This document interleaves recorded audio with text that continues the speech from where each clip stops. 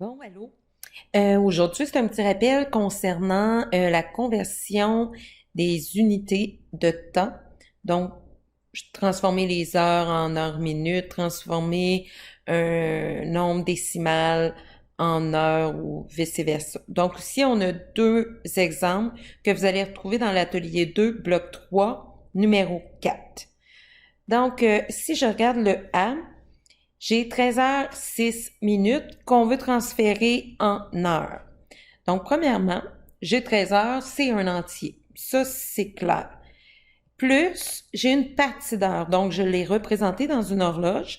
J'ai 6 minutes sur une possibilité de 60 minutes. Il y a 60 minutes dans une heure. Donc, je vais le noter sous forme de fraction. Donc, j'ai mon 13 heures plus 6 minutes sur 60. Et là, ça va devenir des heures. C'est vraiment une partie d'heures.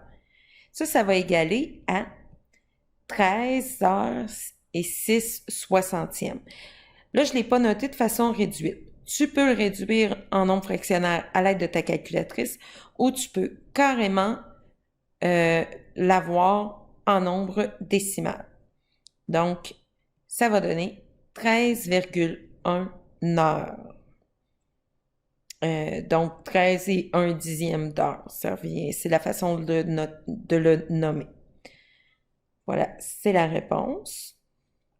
Si on s'en va du côté de la lettre B, j'ai 5,30 heures. Donc, c'est pas 5 heures 30 minutes, là. C'est une virgule. Donc, un nombre décimal, ben, on a la première position après la virgule, on a les dixièmes. Deuxième position, après la virgule, on a les centièmes. Donc là, on veut le transférer en heures minutes. Donc, on a nos 5 heures, notre nombre entier, 5 heures, plus 0,30 centièmes, 30 centièmes d'heure en réalité.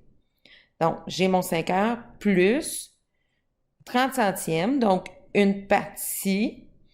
Et là, je répète, dixième, première position après la virgule, centième.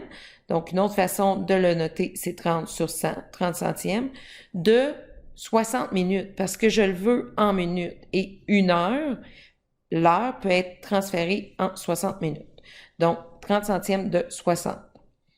Donc, 5 heures plus, si tu prends ta calculatrice en utilisant la touche ABC, tu vas faire 30 sur 100 fois 60, ce qui va te donner 18 minutes. Donc voilà, 5,30 est égal à 5 heures et 18 minutes.